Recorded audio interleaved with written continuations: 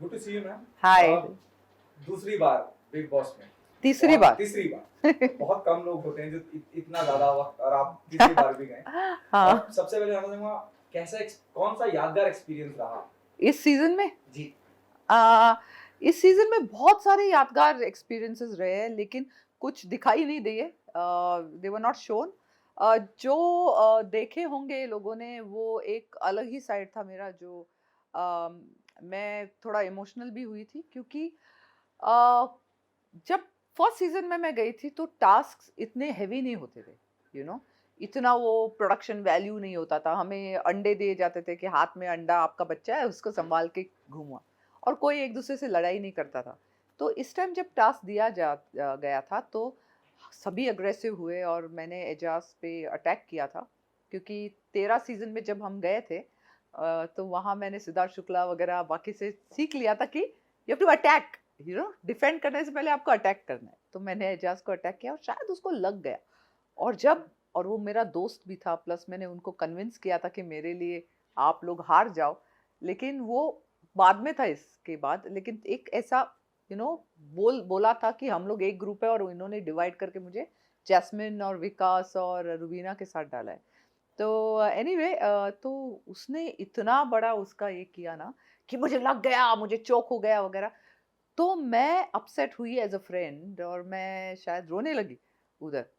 तो उस वजह से वो एक साइड मेरा देखा जो मुझे नहीं लगता आज तक बिग बॉस में देखा गया है, कि कैशमीरा कैन क्राई ऑल्सो। तो ये मेरे लिए बहुत ही यादगार मोमेंट था।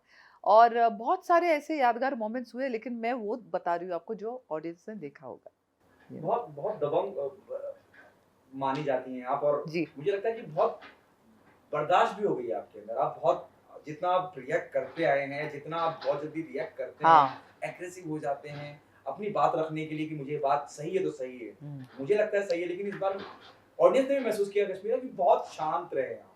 नहीं, मैं शांत नहीं रही थी। मैंने बहुत जगह पे बहुत बातें की है, लेकिन बहुत सारी फालतू बातें भी वहाँ हो रही थी, और जहाँ फालतू बातें होती है वहाँ कश्मीरा का जगह नहीं होता। और मैं चीपनेस की थोड़ी सी लेवल क्रॉस कभी जिंदगी में नहीं की, तो एक शो के लिए तो करूंगी ही नहीं। और जहाँ पे थोड़े बहुत झगड़े हुए मेरे, बाहर आके मुझे पता चला कि वो दिखा नहीं, यू नो। तो हो सकता है वो क्रिएटिवली इंपॉर्टेंट नहीं लगा होगा।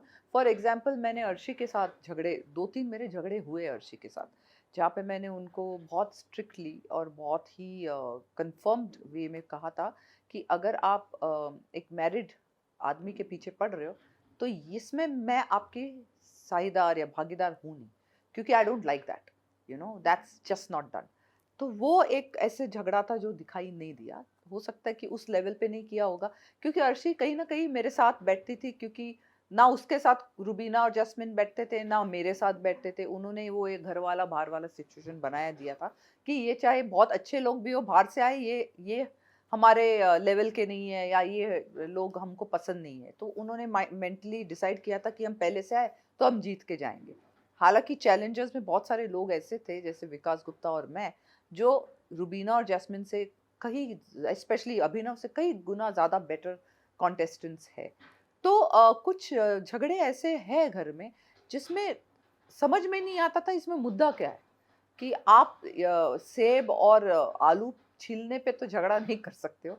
मैं, आपने सही कहा कि मैं बहुत दबंग हूँ, और मैं उन मुद्दों पे झगड़ती हूँ जिस जो मुद्दे हैं।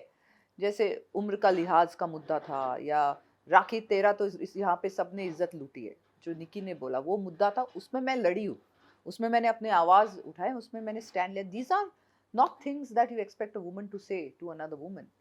तो इससे अलावा दूसरे कौन से मुद्दे हैं जहाँ पे विकास ने अर्शी को धक्का मारा, और मैं पहले अर्शी के अगेंस्ट थी कि तुमने इतना पुश किया किसी को कि he had to push you in the water. तो वो एक था। फिर जब अर्शी ने कहा कि मुझे लगा है पानी मेरे लंग्स में चला गया, तो मैं अकेली वो लड़की थी जो अर्शी के साथ 2 घंटा बैठी। अब ऑब्वियसली वो 2 घंटे का आपको दिखा नहीं सकते, लेकिन जितना भी दिखाया मैं उसके साथ थी। वो गलत थी लड़की, लेकिन उसके साथ कोई नहीं था, तो उसको खाना पूछना, पानी पूछना, टॉवल देना, ये सब मेरा काम था।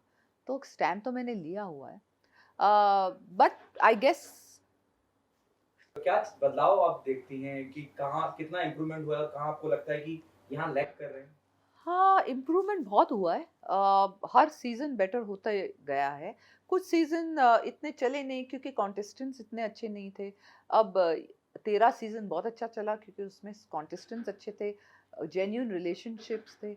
अब इस सीज़न में अगर आप देखते हो तो बहुत से रिलेशनशिप ऑलरेडी बन के अंदर गए, तो उनको वैसे ही अनफेयर एडवांटेज है ही। कोई हस्बैंड वाइफ एक-दूसरे के अगेंस्ट वोट करेंगे नहीं, कोई बॉयफ्रेंड गर्लफ्रेंड एक-दूसरे के अगेंस्ट वोट करेंगे नहीं। तो मीन्स आप ऑलरेडी 4 लोगों को ऐसे भेजते हो जो ऑलरेडी कपल है, तो बाकी जो सोलो गए उनकी क्या गलती है? उनको भी भेजो किसी के साथ। तो then make it a couple show ना, कि सभी जो 12 कॉन्टेस्टेंट है उसमें 6 कपल्स हैं, फिर देखा जाएगा। This is what I believe. अभी तो बिग बॉस का मुझे ऐसा लगता है कि जैसे रिवॉल्विंग डोर पॉलिसी है और कोई भी आता है, कोई भी जा रहा है। लेकिन हो सकता है कि creatively they will improve the show.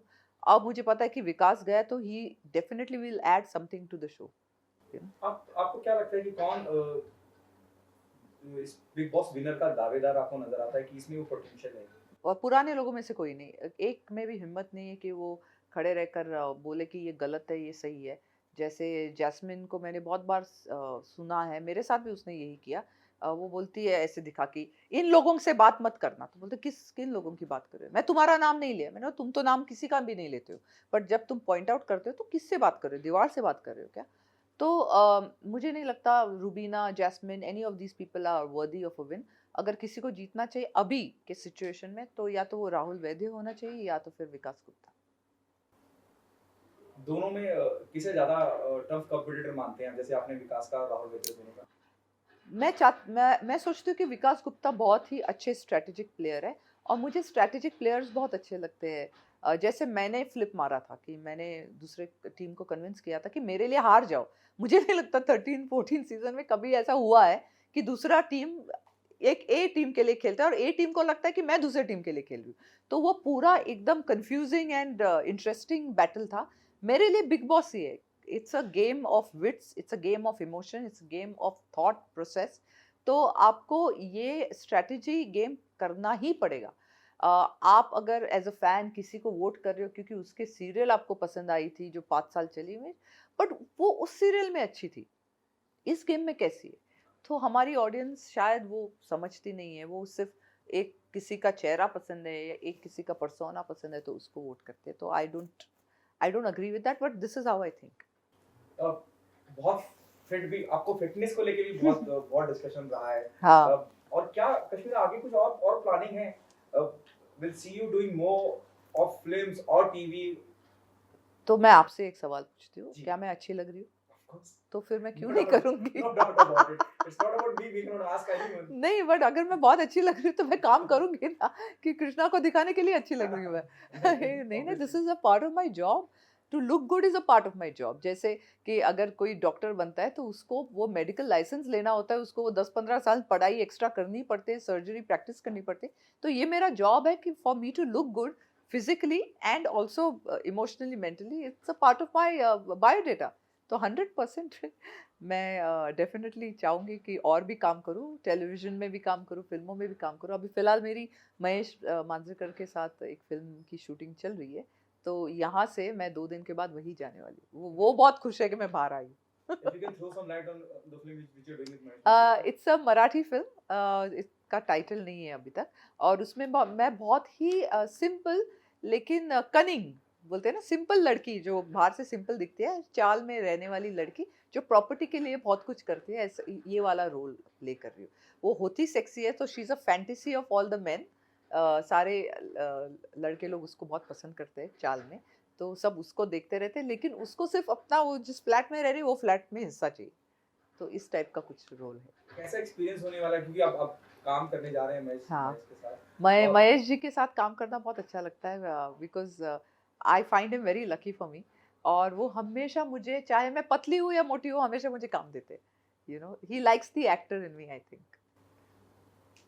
कुछ रेफरेंसेस लिए हैं आपने, क्योंकि जैसे आपने कहा कि मराठी लड़की का किरदार निभाने हाँ, जा हाँ। रही है, और एक एक वो लड़की जिसको उस जायदाद की बड़ी चिंता है और उसके लिए वो सारे राइट, राइट, राइट, हथकंडे अपनाती है। राइट। तो तो क्या? रेफरेंसेस लिए हैं आपने कि नहीं मीन्स क्या रेफरेंसेस लेना है, एक्टर को क्या रेफरेंसेस लगते हैं? मीन्स साड़ी का लुक है, सिंपल लुक है, नो मेकअप लुक है, हेयर मेकअप कुछ नहीं है उसमें, लेकिन एक बहुत ही अच्छे परफॉर्मर का लुक है, तो I am looking forward to it. Hi, this is Kashmira Shah, and I'm wishing all the viewers a very Merry Christmas and a very excellent, better, pandemic-free New Year.